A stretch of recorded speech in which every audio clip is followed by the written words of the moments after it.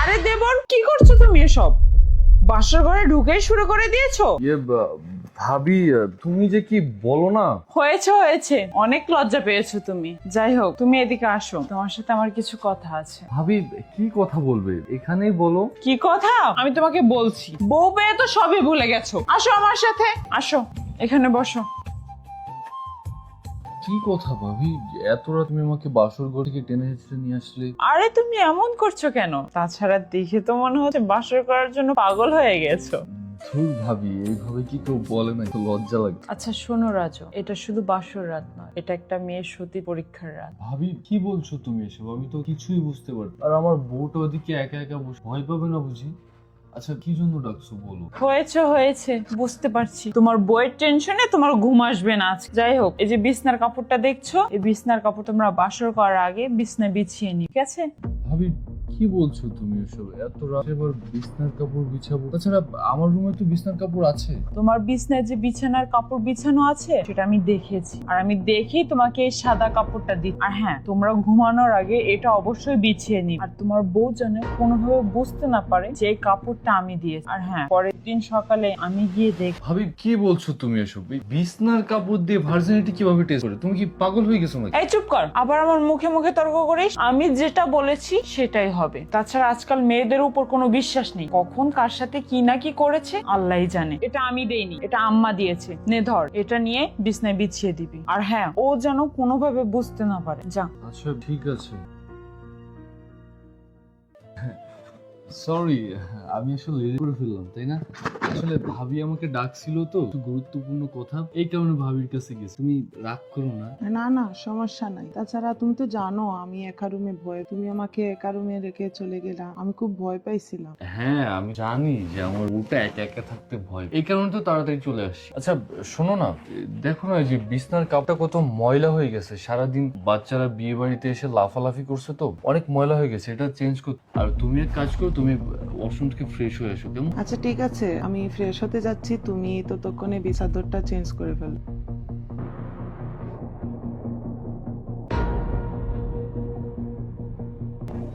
ভাবি, তোমার বউ কই? ও ওয়াশরুমে গেছে। ও আচ্ছা, বিছনার কাপড়টা দাও।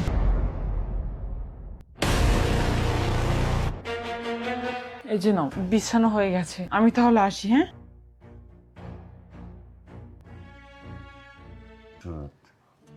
এই রাতটার জন্য প্রত্যেকটা ছেলেই অপেক্ষা, এমনকি আমি অপেক্ষা করেছিলাম যে কবে আমার বিয়ে হবে, কবে আমি এই দিনটা পাবো। কিন্তু দেখো, আজকে আমার বাসর, আর আমি তোমার সৌন্দর্য দেখে আসলে মুগ্ধ হয়ে গেছি। আমি আর নিজেকে সামলাতে পারছি। চলো না, দুজনে হারিয়ে যাই প্রেম সাগরে। যে এত কাজ করতে হয় বাবা, ভালোই লাগে না। আমার শাড়িটা কই? কি ব্যাপার, রাজু আর ওঠে নাই? 10টা বেজে গেছে, এখন পর্যন্ত ওঠে নাই। রাজু, হ্যাঁ রাজু, সকাল 10টা বেজে গেছে, এখন পর্যন্ত ঘুম থেকে ওঠে না। এই মেয়ে, এই কয়টা বাজে? হ্যাঁ, ঘুম থেকে উঠতে হবে না? এই রাজু, দেখি ওঠো, দেখি সরো, দেখি। এই ওঠ, এই কয়টা বেজে গেছে?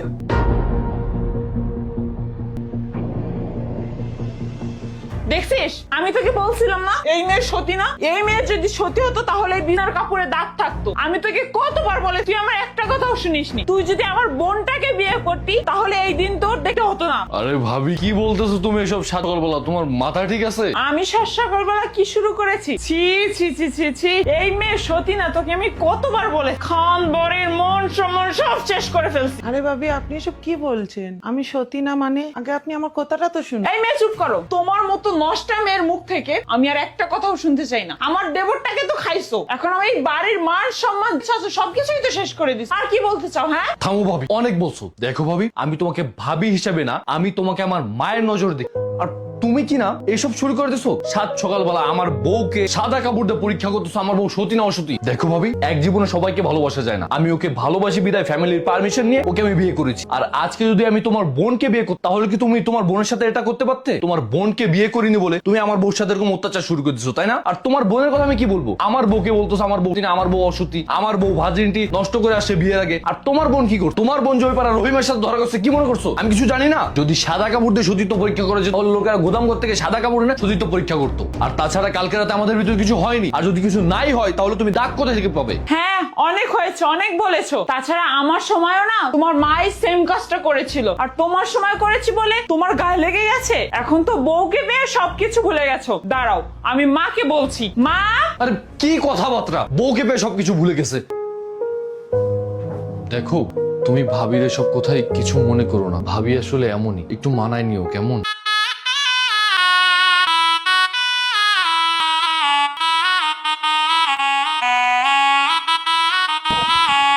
এই সালাম করতে হবে না, ওঠ ওঠ।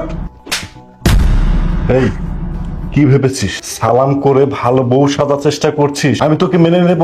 কখনোই না, আমি তোকে কখনোই মানবো না। কারণ আমি একজনকে ভালোবাসি, আমি ভালোবাসি বৃষ্টিকে। বৃষ্টি আমার জান প্রাণ সবকিছু। আর তোকে তো বিয়ে করেছি শুধুমাত্র আমার বাবার জোরাজোরির জন্য, না হলে আমি কখনোই তোকে বিয়ে করতাম না। তোকে এত কিছু বলে কি লাভ? শোন, আমি অনেক ক্লান্ত, আমি এখন ঘুমাবো।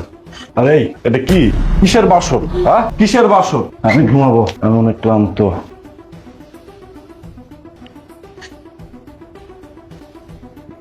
এই, তুই আমার পাশে বসছিস মানে? এই তোকে কে অধিকার দিছে? তোকে কে অধিকার দিছে আমার পাশে বসার জন্য? এই তোর স্থান ওই জায়গায়, যা ওখানে ঘুমা। আমার কখনো ফাদার আমার কাছে আসার চেষ্টা করবি না, কথাটা মনে রাখবি। আমি এগুলো একদম পছন্দ করি না, কখনোই অধিকার খাটাতে আসবি না, মনে রাখিস। আচ্ছা আপনি ঘুমিয়ে পড়েন, আমি ঘুমাবো না। এই কোনায় গিয়ে ঘুমা।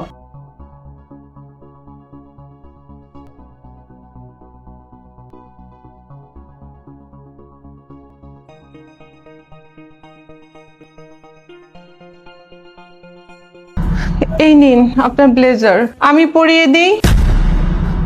এই তোর এত বড় সাহস, তুই আমাকে না বলে ব্লেজারে হাত দিছিস? এই এত বড় সাহস তুই পাস কোথা থেকে? এই আমি তোকে না বলিনি আমার আশেপাশে আসার চেষ্টা করবি না? শোন, তুই যে ভুলটা করেছিস, নেক্সট টাইম যদি এই ধরনের ভুল করিস আমি কিন্তু তোকে ছাড়বো না, কথাটা মনে রাখিস। দাঁড়াও বাবা, তুমি কোথায় যাচ্ছ?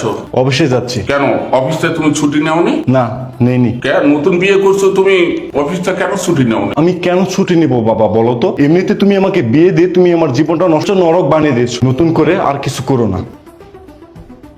দেখো বৌমা, আমার মনে হচ্ছে আমি তোমার জীবনটা আমাদের নষ্ট করে দিলাম মা। না বাবা, আপনি কেন আমার জীবন নষ্ট করবেন? এগুলো তো আমার কপালে লেখা ছিল। আপনি চলে যান, কিছু হবে না। আর আমি আপনার ছেলেকে আমি সঠিক হতে যেভাবে হোক ফিরিয়ে আনবো। আমি প্রতিনিয়ত নামাজ পড়ি, যতদিন আল্লাহ তাকে হেদায়েত দান না করবে আমি আল্লাহর কাছে ওর জন্য হেদায়েত চেয়েই যাব। আপনি কোনো চিন্তা করবেন না, আপনি ঠিক আছে, মা। যান। আমি আল্লাহর কাছে তোমার জন্য দোয়া করবো মা, তোমরা সুখী হও মা, তোমরা সুখী হও।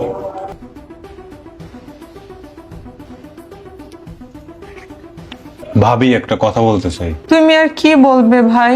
আসলে ভাই আপনার সাথে কেন এমন করে আমি জানি। কি জানো তুমি? ভাই একটা মেয়ের সাথে রিলেশন করে, আর সে মেয়েটার চরিত্র একটু ভালো না। ছি ছি, তুমি সব কি বলছো ভাই? কারো সম্পর্কে ঠিকভাবে না জেনে কোনো কিছু বলতে নেই, তুমি জানো না এতে আল্লাহ পাক নারাজ হয়। ভাবি জানি আল্লাহ নারাজ হয়,